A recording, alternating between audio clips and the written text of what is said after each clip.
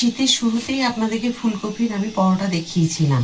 সেটা ছিল এক ধরনের, আজকেরটা করবো আরেক রকমের। তো আগেরটা কীরকম করেছিলাম সেটাকে আমি গ্রেটারে গ্রেট করে তারপরে আপনাদের দেখিয়েছিলাম। আজকেরটা কিন্তু তা নয়।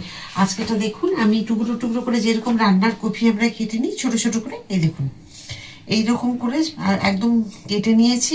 কাটার পরে আমি এগুলোকে গরম জলে একটুখানি ধুয়ে নিয়েছি। এই যে দেখুন, এভাবে ধুয়ে পরিষ্কার করে নিয়েছি।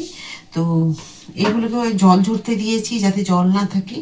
আমি দুটো বড় বড় সাইজের ফুলকপি নিয়েছি। আপনাদের পরিবার যতটা লাগবে সেই হিসেব মতো নিয়ে নেবেন। এখানে দিয়ে দেবো আমি কালো জিরে, একটু বেশি করে দিলাম।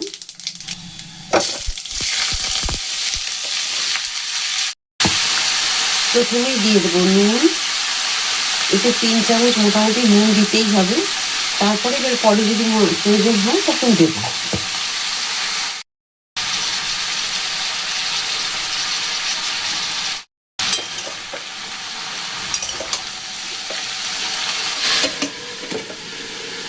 ফুলকপি যতক্ষণ রেডি হবে ততক্ষণ আমি আটা আর ময়দা নিয়ে নিয়েছি। দেখুন এখানে দিয়ে 1.5 বাটি আটা আর 1.5 বাটি ময়দা। 1.5 বাটি থেকেও কম নিয়েছি, ময়দাটা একটু, আটাটাই বেশি আছে। তো এইগুলোকে ভালো করে মিশিয়ে নেব, কারণ আজকে পরিমাণটা একটু বেশি করব, সেই কারণে দেবো এখানে নুন,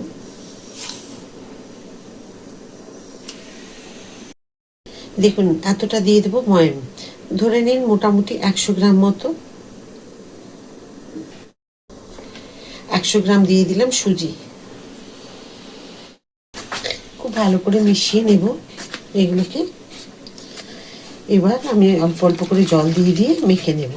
কীরকম আমি মাখি আপনারা তো জানেনই, ভেতরে পুর দিয়ে কিভাবে মাখতে হবে।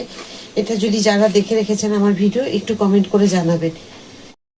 দেখুন সুন্দর মাখা হয়ে গেছে। এইভাবেই কিন্তু মেখে নিতে হবে। এটাকে 5 মিনিট এখন ঢাকা দিয়ে রেখে দিই। কোনো তেল দেওয়ার দরকার নেই, এমনি ঢেকে রেখে দিন। ঢাকা খুলে একবার দেখে নিন কীরকম হয়েছে।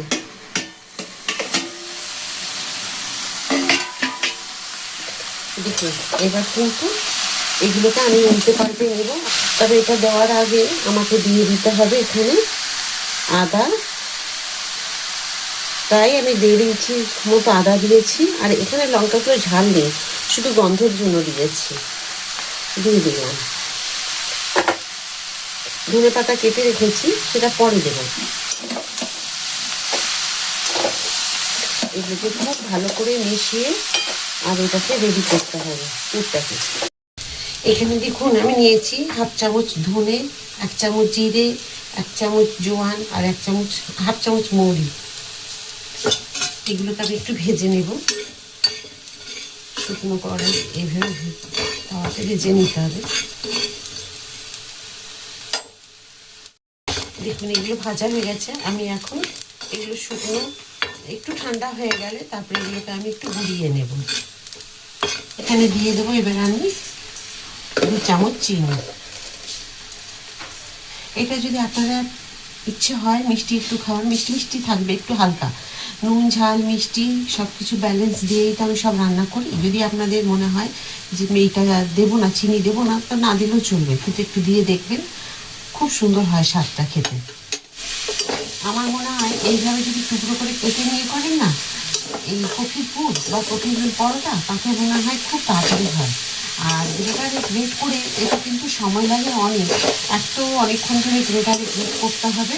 তারপরে আবার সেই জল ঝরিয়ে, যেমন আমি এই প্রসেসটা করলাম ঠিক ওইভাবে আপনাকে অনেকটা সময় ধরে পুরটাকে রেডি করতে হবে।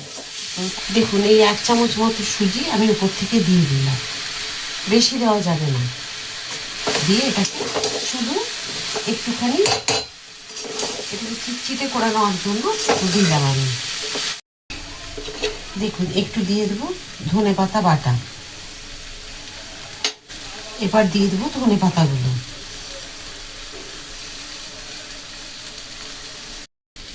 আমি যে মশলা গুঁড়ো করে রেখেছিলাম সেটা দিয়ে দিলাম। তবে এইটুকু দিলেই হবে, বাকিটা থাকবে অন্য কোনো কাজে লেগে যাবে। এবার আমি ঠান্ডা হতে দিয়ে দেবো। একটু ঠান্ডা হয়ে যাওয়ার পরে তারপর আমি আপনাদের দেখাবো কিভাবে করতে হবে।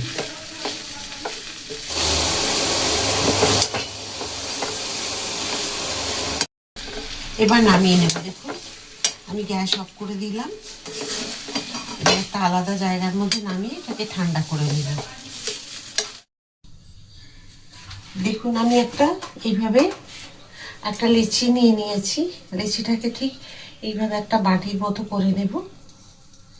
একটু বড় করে করব, কারণ পুর ভীষণ অনেকটা বেশি করে করে দিচ্ছি আমি, সেই কারণে এতটা পুর করেছি।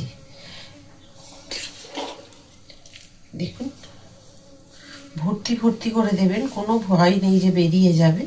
তবে আরেকটা ধরন যে কীরকম ভাবে করতে হবে সেটাও আপনাদের দেখিয়ে দেবো।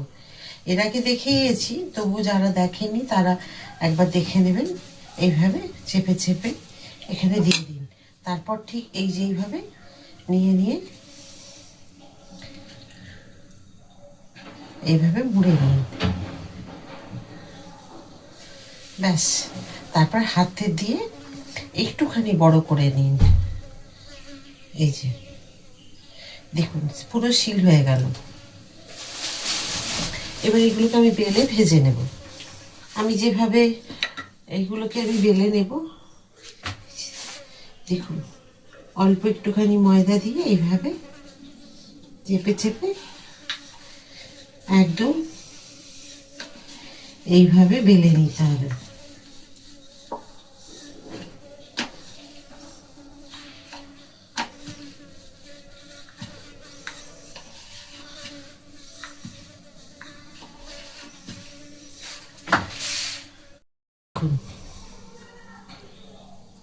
এইরকম ভাবে বেলে নিতে হবে। এই যে দেখুন আরেক রকম এরকম ভাবে গোল করে নেব। নেওয়ার পরে আমি পুর দিয়ে দেব।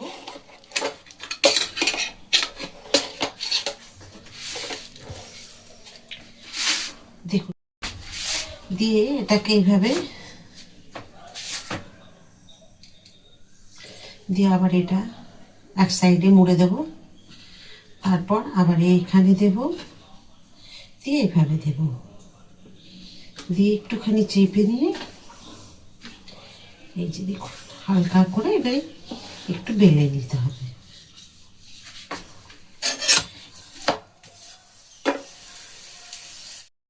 আমি বেলে নিয়েছি, আপনারা দেখেছেন চারি সাইডে কোথাও কিন্তু বেরিয়ে যায়নি। এই জন্য আপনাদেরকে সামনে নিয়ে এসে দেখিয়ে দিলাম। আবার এই পিঠটাও দেখিয়ে দিই। তো আপনাদের যে এরকম বেলে সুবিধা হবে, বা পুর ভেতরে দিয়ে যদি গোল করে নিয়ে বেলতে চান সেটাও করতে পারেন, কোনোভাবেই বেরোবে না যদি আটা ময়দা যেটাই মাখুন ঠিক হয়, আর যদি যে পুরটা ভেতরে দেবে সেটা যদি ঠিক হয়। তো এইরকম পুর দেওয়া পরোটা আমি আপনাদেরকে অনেক দেখিয়ে দিয়েছি। তো চলুন, এটাও তো বেলা হয়ে গেছে, যেটা ভালো হয় সুবিধে মনে হয় সেটা তৈরি করবেন। এই যে আমি এখানে যেটা চৌকো বেলে রেখেছি সেটা দিয়ে দিলাম।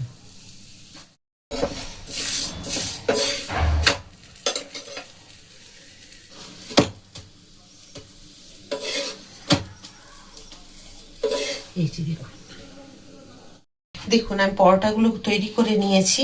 আর এখানে দেখুন এটা আমি চৌকো করেছি, আপনাদের দেখিয়েছি। এই যে গোল করেছি। তো আপনাদের দেখিয়ে দিচ্ছি, আমি একটা ছিঁড়ে দেখিয়ে দিই। কি সুন্দর হয়েছে দেখুন, ভর্তি করে পুর দেওয়া হয়েছে আর দুখোল হয়ে ফুলেছে। এই যে দেখুন এইভাবে তৈরি করুন, আপনাদেরও এইরকমই হবে যেমন আমি তৈরি করেছি। এই যে গরম আছে তো, এই যে আমি ছিঁড়ে আপনাদের দেখালাম পরোটা কেমন হয়েছে, আশা করি ভালো লাগবে। আরও একটা দেখিয়ে দিই আপনাদের।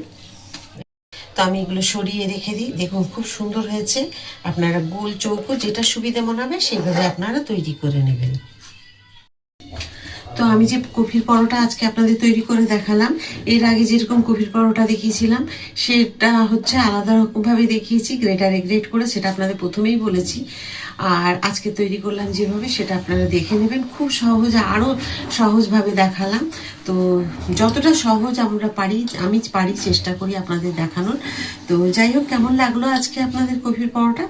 যদি ভালো লাগে একবার তৈরি করে খান, আর আমাকে কমেন্ট করতে কিন্তু ভুলবেন না কেমন হয়েছে। তো আমি আজকে ধনেপাতা চাটনি দিয়ে, মানে ধনেপাতাটাকে বেটে নিয়েছি, কাঁচা লঙ্কা আর ধনেপাতা পুদিনা পাতা, দুটো পাতাকে বাটা হয়েছে, ধনেপাতা পুদিনা পাতাকে বেটে কাঁচা লঙ্কা একটু কালো জিরে দিয়ে বেটে এটাকে তৈরি করা হয়েছে। কোনো তেঁতুলটে এসব নেই, আর একটু সামান্য লেবুর রস দেওয়া আছে, ব্যাস এভাবে করেছি। আবার তৈরি করে দেখবেন, ভালো লাগবে। আর কেমন হয়েছে দেখুন, এটা দিয়ে খেতে খুব ভালো লাগবে, বা লঙ্কার আচার দিয়ে ভালো লাগবে, বা খুব ভালো লাগবে সস দিয়ে। তো যেটা দিয়ে আমরা সবসময় সস দিয়ে লঙ্কার আচার দিয়ে খাই, আজকে ধনেপাতা পুদিনা পাতা চাটনি একসাথে তৈরি করে খাচ্ছি। এটাকেও একবার দেখবো কীরকম লাগছে খেতে। খেয়েছি, ভালো লাগে, তবু আপনাদের দেখালাম। তো যাই হোক, এভাবে আপনারা আমার সাথে থাকবেন, যেমন প্রতিটা ভিডিওতে আপনারা সকলেই আমার সাথে থাকেন। আবার একটা নতুন রান্না নিয়ে আপনাদের সকলের কাছে আমি চলে আসবো। সবাই খুব ভালো থাকুন, সুস্থ থাকুন। রাধা রাধা।